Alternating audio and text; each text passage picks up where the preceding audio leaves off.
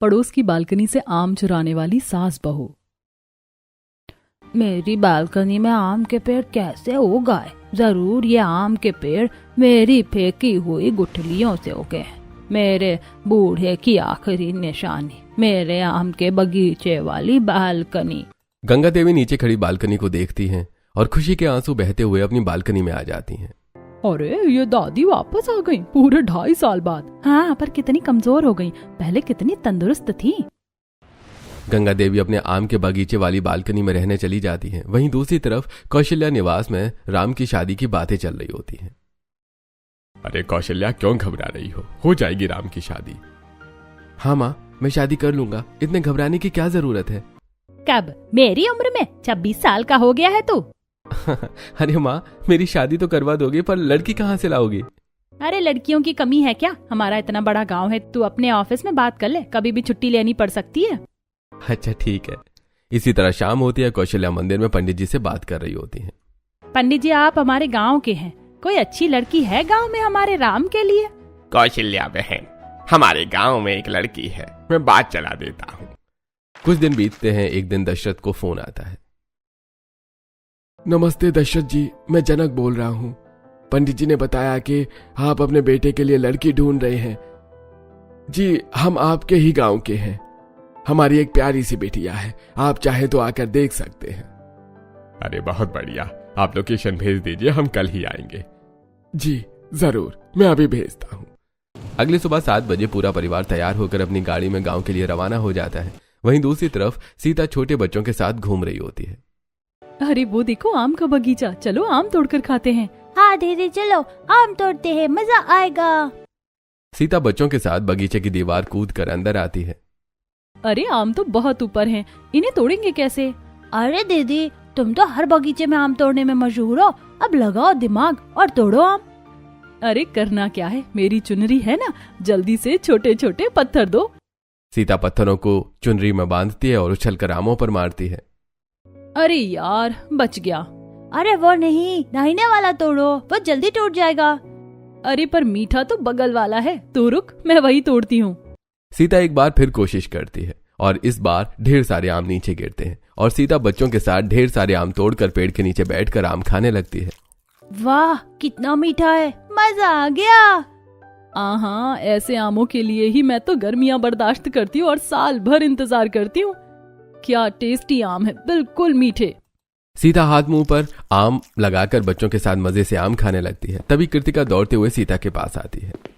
अरे कृतिका, तू इतनी हाफ क्यों रही है, क्या हुआ? अरे सीता दीदी, तू बगीचे में बैठी आम खा रही है, तुम्हें लड़के वाले देखने तुम्हारे घर आए हैं। अरे मैं तो आम खाने के चक्कर में भूल गई थी, अब माँ तो डंडे से मारेंगी। सीता दौड़ते हुए घर पहुंचती है। हाथ मुंह और बालों में आम लगा होता है। अरे पागल लड़की, तुझे मना किया था ना आम के बगीचे में मत जाना, ये क्या हुलिया बना रखा है। सीता हाथ मुंह धोकर चाय की ट्रे लेकर आती है। बेटी, तुम कहाँ से आई और तुम्हारे हाथ में क्या लगा हुआ था? जी, मैं आम के बगीचे से आम चुरा कर खा रही थी, वही आम मेरे हाथ और मुंह में लगे हुए थे। बेटी, तुम इतनी बड़ी हो गई, अभी भी आम के बगीचे से आम चुरा कर खाती हो? वो दरअसल बात यह है कि मुझे आम बहुत पसंद है। मैं कहीं भी आम का बगीचा देखती हूँ तो खुद को रोक नहीं पाती हूँ और तोड़कर खाने लगती हूँ। जी, हमें आपकी बेटी का ये चुलबुलापन पसंद आया। आपकी सीता ही हमारे घर की बहू बनेगी। तभी राम अपनी जेब से रुमाल निकालकर सीता के बालों में लगा आम का रस साफ करता है और पहली बार दोनों एक दूसरे की आंखों में देखते हैं। मुझे आप बहुत पसंद आई, मैं आपसे ही शादी करूंगा। मुझे भी आप पसंद है, मैं भी शादी आपसे ही करूंगी। लो जी, ये तो राम मिलाई जोड़ी हो गई और दोनों बच्चों के नाम भी मिल रहे हैं। अब तो मुंह मीठा कीजिए और शादी की तारीख निकलवाइए। सुनैना सबका मुंह मीठा करवाती है। शादी की तारीख निकलती है और राम सीता की धूमधाम से शादी हो जाती है और अगली सुबह सीता तैयार होकर हॉल में आती है।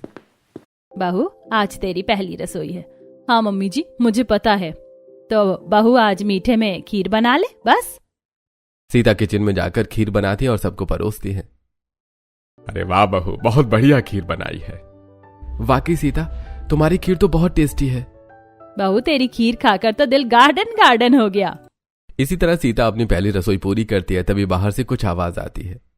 अरे वो देखो, उस बालकनी में कितने बढ़िया आम का बगीचा है, चलो उसे आम तोड़ कर खाते हैं। आम के बगीचे वाली बालकनी के नीचे खड़ा गोपाल डंडे से बालकनी के आम चुराने लगता है। तभी गंगा देवी डंडा लेकर बालकनी में आती है और गोपाल के सिर पर एक डंडा मारती है। अरे दादी, मार के मेरा सिर फोड़ दिया। आई, अरे रे रे, ये क्या किया दादी? खबरदार मेरी बालकनी के आम के बगीचे को हाथ लगाए तो डंडे से सर फोड़ दूंगी। चल भाग यहाँ से। और सुन लो सभी, कोई मेरे आमों को हाथ नहीं लगाएगा। गंगा देवी के डांट से सबकी सिट्टी पिट्टी गुल हो जाती है और इसी तरह कुछ दिन बीतते हैं और एक दिन। मम्मी जी, मैं ये कपड़े फैला देती हूँ। नहीं बहू, अभी तेरी नई नई शादी हुई है, बाद में तुझे काम करना ही है। नहीं, इतने दिन हो गए, आप मुझे कोई काम नहीं करने देती। सीता कपड़ों की बाल्टी लेकर छत की तरफ बढ़ती है। अरे ये कैसी खुशबू, जानी पहचानी लग रही है। अरे ये तो आम के बगीचे जैसी खुशबू है, ये कहाँ से आ रही है? सीता खुशबू को फॉलो करते हुए बालकनी में आती है। ओहो, पड़ोस की बालकनी में आम का बगीचा लगा हुआ है, मुझे तो पता ही नहीं था। अब इसमें से आम कैसे तोड़ूं? अरे हाँ, अपना पुराना जुगाड़ लगाती हूँ। सीता कमरे से चुनरी लाकर उसमें गांठ बांधती है और फेंक कर आम फंसाकर खींच लेती है। अरे वाह, एक ही बार में 4 आम मिल गए। ये तरीका कभी फेल नहीं होगा। कच्चे आम हैं, इनसे दाल बनाऊंगी, सबको बहुत पसंद आएगी। सीता एक आम खाते हुए किचन में आती है और फिर आम धोकर दाल में डाल देती है और थोड़ी देर बाद दोपहर में सबको खाना परोसती है। वाह बहू, आम वाली दाल बनाई है, खट्टी मीठी दाल। तूने तो मुझे बचपन की याद दिला दी। बहू सच बता रहा हूँ, अरसा हो गया था ऐसी आम वाली दाल खाए हुए। आज तो तूने दिल जीत लिया। मुझे भी आम वाली दाल बहुत पसंद है, मैंने थोड़ी सी अलग रखी है, उन्हें रात में दूंगी। सभी चटकारे मारकर आम वाली दाल खाते हैं और फिर रात में सीता राम को दाल परोसती है। वाह सीता, क्या दाल बनाई है, बहुत टेस्टी है। अगर रोज ऐसा खाना मिला तो मैं तो 1 महीने में मोटा हो जाऊंगा। राम की बातें पूरा परिवार सुनकर हंस पड़ता है और इसी तरह हंसते हुए सभी खाना खाते हैं और अपने अपने कमरे में सोने के लिए चले जाते हैं। और फिर अगले दिन दोपहर में, बहू कल तूने जो आम वाली दाल खिलाई ना, दिल खुश हो गया। अगर आज वैसे ही आम की चटनी बना दे तो खाने में मजा आ जाए। क्यों नहीं पापा जी, आज दोपहर में आम की चटनी बनाऊंगी। आम की चटनी के लिए तो ढेर सारे आम लगेंगे, एक बर्तन लेकर जाती हूँ, आम तोड़कर उसी में रख लूंगी। सीता अपनी बालकनी में आती है और चुनरी से आम तोड़ने लगती है। तभी गंगा देवी डंडा लेकर बालकनी में आती है। कौन है? किसने मेरे आमों को हाथ लगाया? सीता डरकर अपनी बालकनी में छुप जाती है। वहीं नीचे खेल रहे बच्चों पर गंगा देवी की नजर पड़ती है। अच्छा, तो तुम बदमाशों ने मेरी बालकनी के आम चुराने की कोशिश की है। रुको, बताती हूँ। गंगा देवी एक बाल्टी पानी लाकर पानी बच्चों पर फेंक देती हैं। दादी, हमें क्यों भिगो दिया? हमने क्या किया? तुम लोग मेरी बालकनी के आम चुराए हो ना? हमने आपके आम नहीं चुराए। झूठ मत बोलो, भागो यहाँ से। कोई मेरी बालकनी के नीचे नहीं खेलेगा। भागो भागो, ये बूढ़ी दादी तो डंडे से मारती हैं। बच्चे भाग जाते हैं। गंगा देवी अंदर चली जाती है। अरे बाप रे, कितनी खतरनाक दादी है। आज मैं पकड़ी जाती तो ये दादी डंडे से मारकर मेरी कमर तोड़ देती, पर अब तो अंदर चली गई, अब मैं आम तोड़ सकती हूँ। सीता चुनरी से आम तोड़ती है। अरे वाह, 4 आम, एक बार और। सीता फिर चुनरी फेंक कर आम तोड़ती है और बर्तन में रख लेती है और आम लेकर किचन में आती है और आम की चटनी बनाकर अपने सास ससुर को परोसती है। वाह बहू, क्या चटनी बनाई है। दिल खुश हो गया। लग रहा है जैसे पेड़ से तोड़कर सीधी चटनी बनाई है। ऐसा ही कुछ समझ लीजिए पापा जी। अगर थोड़ी ज्यादा बनाई है तो मुझे दे दे, मैं अपने दोस्त को खिलाऊंगा, दीवाना हो जाएगा। हाँ पापा जी, ये लीजिए, बहुत चटनी बनाई है। दशरथ चटनी लेकर बाहर चला जाता है। बहू सच बता, ये आम कहाँ से लेकर आ रही है? ऐसे खट्टे मीठे ताजे आम बाजार में नहीं मिलते। अरे मम्मी जी, आपको नहीं पता, सामने वाली बालकनी में जो आम का बगीचा है वहीं से तोड़ कर लाती हूँ। अरे बहू, तू पड़ोस की बालकनी से आम चुरा कर लाती है? हाँ मम्मी जी, वहीं के आम सबसे ताजे और मजेदार है। शहर में ऐसे बगीचे वाले आम कहाँ मिलते हैं। नहीं बहू, अब वहाँ से आम मत तोड़ना, वो दादी अम्मा बहुत खतरनाक है, डंडा लेकर घूमती हैं। चल, आज मैं तुझे सब्जी मंडी दिखाती हूँ, वहीं से आम लेकर आएंगे। कौशल्या चटनी खाकर सीता को लेकर सब्जी मंडी चली आती है। बोलिए बहन जी, क्या सब्जी दूं? भैया, कच्चे आम है क्या, बगीचे वाले? हाँ, ये देखिए, अभी बगीचे से तोड़ कर लाया हूँ। कितने के हैं? एक आम 25 रुपए का। क्या, एक आम 25 रुपए का? अरे हम 4 लोग हैं, अगर एक के लिए 2 आम ले ले तो 8 आम होते, यानी 200 रुपए। अरे भैया, अभी यही रेट चल रहा है। 200 रुपए में तो अचार आ जाएगा। मम्मी जी ये झूठ बोल रहा है, ये बगीचे के आम नहीं है, और जितने हमसे ये बेच रहा है ना उतने हम तो गांव के बगीचे में फेंके पड़े रहते हैं। चलिए यहाँ से। सीता और कौशल्या घर लौट आती हैं। बहू तूने 2 दिन ऐसे आम खिला दिया, अब तो बस आम ही खाने का मन करता है। आम पन्ना, आम रस, चटनी, अचार। बस मम्मी जी मुंह में पानी आ रहा है, अब तो मुझे भी आम चाहिए। इस गर्मी में आम कौन छोड़े बहू। मम्मी जी आपने मना किया था, पर अब मुझसे नहीं रुका जाएगा। मैं तो पड़ोस की बालकनी से आम चुराऊंगी। अरे बहू अगर इतने टेस्टी आम है तो मैं भी तेरे साथ हूँ। चल आज से हम पड़ोसी की बालकनी से आम चुराने वाली सास बहू बनते हैं। चलिए मम्मी जी। दोनों मुस्कुराते बालकनी की तरफ बढ़ती हैं। अरे बहू आम की चटनी खा ली, आम वाली दाल भी पी ली, अब बस आम पन्ना पीने का मन कर रहा है। बता आम तोड़ेंगे कैसे? मम्मी जी मैं तो चुनरी से आम तोड़ती हूँ, पर आम पन्ने के लिए तो ढेर सारे आम लगेंगे। तब तक दादी डंडा लेकर आ जाएंगी। तब कैसे तोड़ना है? हरी सासू माँ अब देखिए मैं कैसे जुगाड़ लगाती हूँ। सीता किचन से टोकरी, डंडा और छुरी लगाकर बालकनी में आती है। ये क्या है बहू? मम्मी जी इससे आम काट कर टोकरी में गिर जाएंगे, ज्यादा आम मिलेंगे। आसम बहू क्या तरकीब निकाली है? सीता डंडा आगे बढ़ाकर आम तोड़ने लगती है। अरे बहू जल्दी देख दादी आ रही हैं। सीता तुरंत डंडा खींचकर आम छुपा देती है। ये पत्ते कैसे टूटे हैं? किसने चुराए मेरे आम? अयो लड़की, तूने मेरे आम चुराए हैं क्या? नहीं दादी, मैं अपनी बालकनी में खड़ी हूँ, आपके आम कैसे चुराऊंगी? अम्मा हमने नहीं देखा किसने आम चुराए। तो ये पत्ते कैसे गिरे? आम भी कम लग रहे हैं। अम्मा हवा से टूटे होंगे या कौओं ने तोड़े होंगे। मुझे तो तुम पर शक है। अंदर जाओ, मेरे आमों पर नजर मत लगाओ। सीता और कौशल्या अंदर चली जाती हैं। मम्मी जी दादी चली गई, मैं छुपाए आम लेकर आती हूँ। पड़ोस की बालकनी से आम चुराने वाली सास बहू चुराए हुए आम लेकर किचन में आती हैं। बहू तूने आम तो तोड़ लिया, अब जल्दी से आम पन्ना बना दे। सीता आम उबालकर ठंडा करती है, मसाले डालकर आम पन्ना तैयार करती है और सबको देती है। अरे वाह बहू, तू तो रोज आम का नया आइटम खिला रही है। कभी चटनी, कभी दाल, कभी और आज आम पन्ना। लगता है आम का सीजन शुरू हो गया है। अरे लगता है मैंने आम पगली से शादी करके सही किया। अब रोज नए नए आम के आइटम मिलेंगे। अभी तो आम पन्ना है, 2 दिन बाद मीठे मीठे आम रस भी खिलाऊंगी। जरूर बहू, अब तो मुझे तेरी सास से ज्यादा आमों से प्यार हो गया है। इसी तरह हंसी मजाक में दिन बीतते हैं और एक दिन सीता और कौशल्या गली में पड़ोसियों के साथ आइसक्रीम खा रही थी। भैया मैंगो फ्लेवर आइसक्रीम नहीं है क्या? है ना बहन जी, मैंगो फ्लेवर 25 रुपए वाली। वहीं पास खड़े खड़े बच्चे आम के बगीचे वाली बालकनी की तरफ देख रहे होते हैं। अरे वो देख आम, चल आम तोड़ते हैं। बच्चे ईंट फेंक कर आम तोड़ने लगे हैं। ये देख मेरा निशाना लग गया, मुझे आम मिल गया। मेरा निशाना नहीं लग रहा, मुझे आम दे। मैं तेरा बेस्टू हूँ ना, तेरे लिए आम मैं तोड़ता हूँ। इतना कहकर बच्चे पत्थर मारते हैं, फेंकते हैं। तभी बालकनी में गंगा देवी आती हैं और पत्थर सीधा गंगा देवी को लगता है। अरे मेरा सर फोड़ दिया। कितनी बार कहा है मेरे आम मत तोड़ा करो, भागो यहाँ से। बच्चे डरकर तितर बितर हो जाते हैं। याद है उर्मिला, पहले ये दादी कितनी अच्छी थी, सबके साथ त्योहार भी मनाती थी। हाँ बहुत प्यार करती थी, बच्चों को तो चॉकलेट देती थी। अब देखो कैसी हो गई है। सच में दादी पहले इतनी अच्छी थी? हाँ बहू, पता नहीं क्या हो गया, जब से वापस आई हैं बदल सी गई हैं। इतनी अच्छी दादी अब इतनी गुस्से वाली कैसी हो गई? फिर सभी आइसक्रीम खाकर अपने अपने घर लौट जाते हैं। इसी तरह कुछ दिन बीतते हैं। एक दिन पूरा परिवार टीवी देख रहा होता है।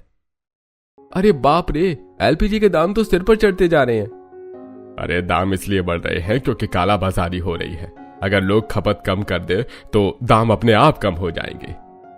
सही कह रहे हैं पापा, हर घर को गैस की खपत कम करनी चाहिए। अच्छा बहू ये बता, हमारे घर का सिलेंडर अभी है ना?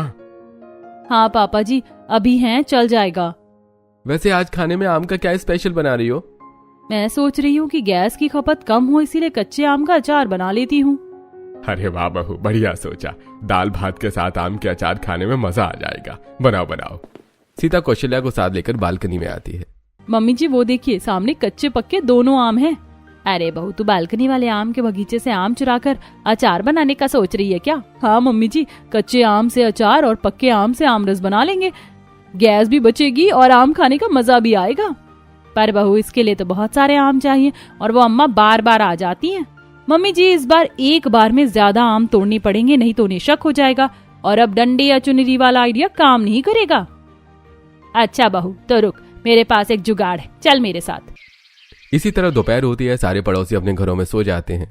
तभी कौशल्या सीता के साथ लकड़ी की सीढ़ी लेकर आती है और अपनी बालकनी से पड़ोस के आम के बगीचे वाली बालकनी में लगा देती है। अरे वाह सासू माँ, मान गए आपको, आप तो मेरी भी उस्ताद निकली। इस सीढ़ी से तो आराम से आम के बगीचे वाली बालकनी में जाऊंगी, आम चुरा लूंगी और फटाक से वापस भी आ जाऊंगी। दोपहर का समय है, दादी सो रही होंगी और हमें कोई देखने वाला भी नहीं है। इतना कहकर सीता सीढ़ी से होते हुए आम के बगीचे वाली बालकनी में उतर जाती है और ढेर सारे आम तोड़कर कौशल्या की तरफ फेंकने लगती है। अरे बहू, बस बस कर, इतने आम बहुत हैं, काफी पके और कच्चे आम हो गए, अब वापस चलिए। सीता धीरे धीरे सीढ़ी से वापस आने लगती है। तभी समिति का चौकीदार बहादुर पड़ोस की बालकनी से आम चुराने वाली सास बहू को देख लेता है। अरे चोर चोर, दादी आपके आम कोई चुरा रहा है। अरे मम्मी जी, चौकीदार ने देख लिया।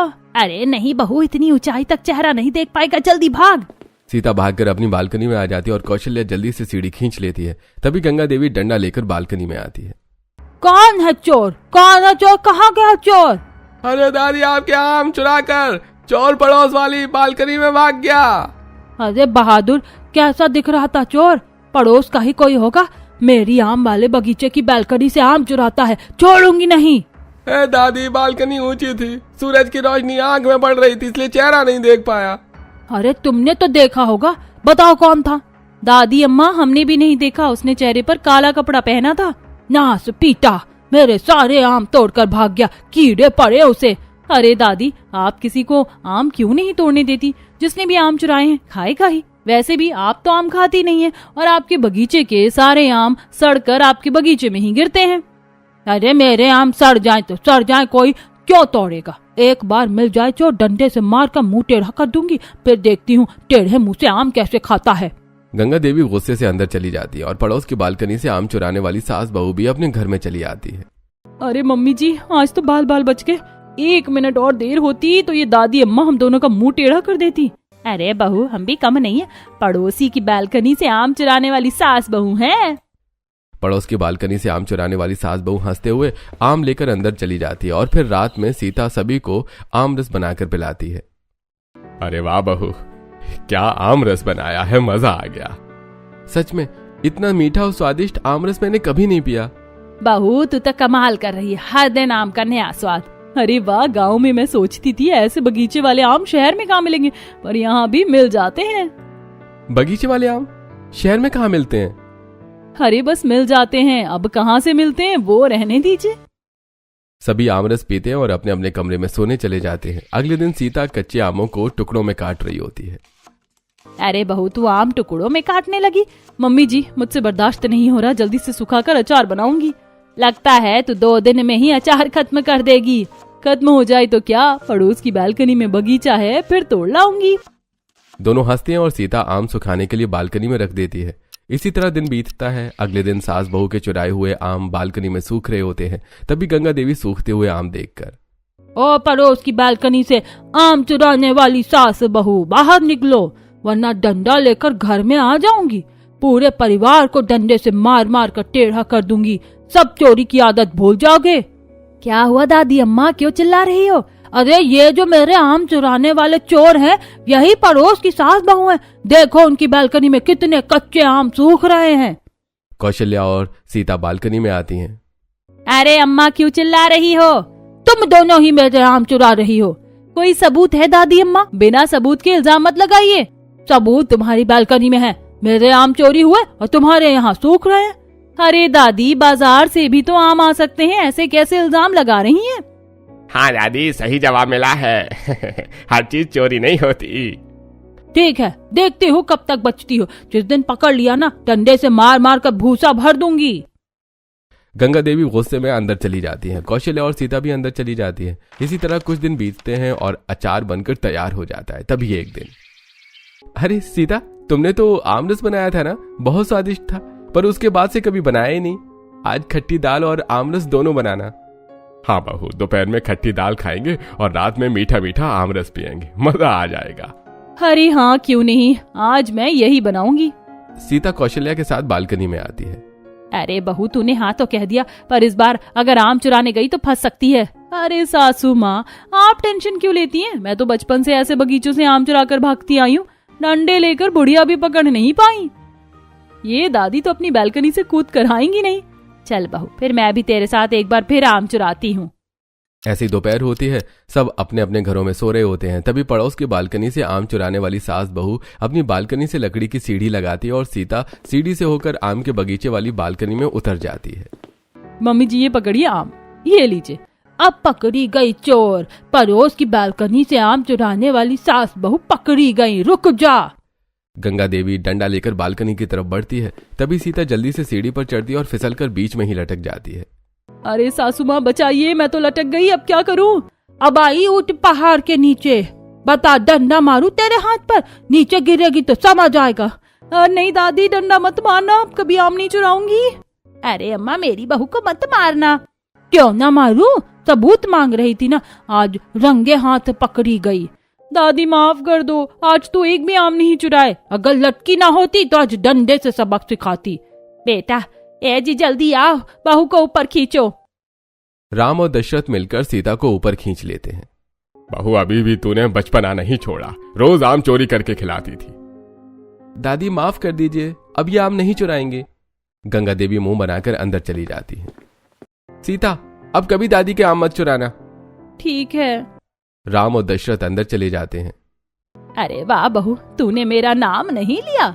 सासू माँ, चोरी का पहला नियम है पकड़े जाओ तो पार्टनर का नाम नहीं लेना चाहिए। और कोई बात नहीं, आज नहीं तो कल आम चुरा लेंगे। तो फिर आम चुराएगी? हाँ, एक बार पकड़े जाने से क्या होता है, कल सावधानी से चुराऊंगी। चल ठीक है, कल मैं भी साथ दूंगी, पर संभल कर। दोनों हंसते हुए अंदर चली जाती हैं। इसी तरह आज का दिन बीतता है और अगले दिन दोपहर में सीता और कौशल्या बालकनी में आती हैं।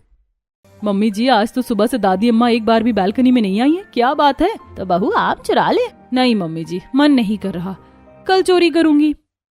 इसी तरह आज का दिन बीतता है और फिर अगले दिन। बहू, आज आम चुराएगी क्या? मम्मी जी, पहले ये बताइए, दादी अम्मा डंडा लेकर पहरेदारी करने क्यों नहीं आ रही हैं? मुझे क्या पता बहू। मम्मी जी, जब तक कोई मना ना करे तब तक चोरी में मजा नहीं आता। अरे बहू, तेरी बात तो मेरे सर के ऊपर से गई, पर वो देख नीचे बहादुर है, उससे पूछ। बहादुर भैया। क्या हुआ मैम साहब? दादी अम्मा कहाँ हैं? 2 दिन से दिख नहीं रही। उनकी तबीयत खराब है, ये उनकी दवाइयाँ हैं। अरे उनका ध्यान कौन रखेगा? हमारे गांव में किसी की तबीयत खराब होती थी तो पूरा गांव ख्याल रखता है। बहादुर रुको, मैं आती हूँ। सीता नीचे जाकर दवाइयां लेती है और कौशल्या के साथ गंगा देवी के घर पहुंचती है। गंगा देवी बिस्तर पर लेटी कांप रही होती हैं। अरे दादी अम्मा रुकिए, ये लीजिए पानी। मम्मी जी, आप यहीं बैठिए, मैं काढ़ा बनाकर लाती हूँ। सीता गंगा देवी के किचन में जाती है और देसी का काढ़ा बनाकर गंगा देवी को पिलाती है। अम्मा, अब अच्छा लग रहा है? तुम लोग यहाँ मेरे आम चुराने आए हो ना? दादी आप आराम कीजिए, आप बहुत कमजोर लग रही हैं। मैं आपके लिए खिचड़ी बनाकर लाती हूँ। इतना कहकर सीता रसोई में जाती है और गंगा देवी के लिए खिचड़ी बनाती है और अपने हाथों से खिचड़ी खिलाती है और दवाई भी देती है। दादी, अब आप शाम तक यहीं आराम कीजिए। सीता और कौशल्या वापस अपने घर चली जाती हैं। 2 दिनों से इसने मेरा पूरा आम का बगीचा ही उजाड़ दिया होगा और अब सेवा करने आई है। शाम होती है। सीता रोटी में देसी घी लगाकर और सब्जी बनाकर गंगा देवी को खिलाती है। रात में सोते समय उनके पैरों की मालिश भी करती है। अरे चोर, तू ये सब क्यों कर रही है मेरे साथ? सच सच बता। बड़ी दादी अम्मा, चुपचाप सोई रहो, ज्यादा बोलोगी तो तुम्हारे सारे आम चुरा लूंगी। सीता रात भर उनकी सेवा करती है। इसी तरह एक हफ्ता बीतता है और गंगा देवी पूरी तरह से ठीक हो जाती है। गंगा देवी अपनी बालकनी में आती है। अरे तुम सास बहू ने मेरे आम की चोरी नहीं की? आप थी ही नहीं मना करने वाली, तो अगर मैं आम तोड़ लेती तो चोरी नहीं कहलाती ना। अरे तू तो बड़ी शैतान है। वैसे दादी, आप इतनी खूसट क्यों हैं? आप बालकनी के आम किसी को क्यों नहीं तोड़ने देती? पहले मुझे आम बहुत पसंद थे, अपने बूढ़े के साथ बैठकर आम खाया करती थी और गुठलियां बालकनी के पेड़ में फेंक देती थी। इसी से ये पेड़ हुए हैं। पर एक दिन, अरे भाग्यवान, देखो हमारे बेटे ने हमें अपने घर पर बुलाया है। अगर ऐसी बात है तो हम जरूर चलेंगे, चलिए। गंगा देवी अपने पति रामलाल के साथ अपने बेटे और बहू के साथ घर चली आती है और 6 महीने बाद रामलाल का देहांत हो जाता है। उसके बाद, अरे बूढ़ी, पहले घर के सारे बर्तन धो, फिर खाना मिलेगा। मेरे पति क्या मरे, इन लोगों ने तो मुझे नौकरानी बना दिया। दादी, आप मानती है ना कि ये आम का पेड़ दादाजी की निशानी है ना? हाँ बेटी, तो दादी, मैंने सुना है खुशियां बांटने से बढ़ती हैं। जब दादाजी आपको देखते होंगे उन्हें अच्छा थोड़ी ना लगता होगा कि आपने आम खाना छोड़ दिया, और उनकी याद में चिड़चिड़ी रहती हैं। अगर आप चाहती हैं कि दादाजी आपको देखकर खुश हो तो दोबारा आम खाना शुरू कीजिए। अरे बेटी, मैंने तो ये सोचा ही नहीं। अब तेरा जब मन करे तू बालकनी से आम तोड़कर खाना। बच्चों इधर आओ, ये लो आम खाओ। आज से मैं तुम लोगों को आम तोड़ने के लिए मना नहीं करूंगी। फिर गंगा देवी सीता के साथ बैठकर आम खाती है और अब पड़ोस की बालकनी से आम चुराने वाली सास बहू को आम चुराकर नहीं खाने पड़ते हैं।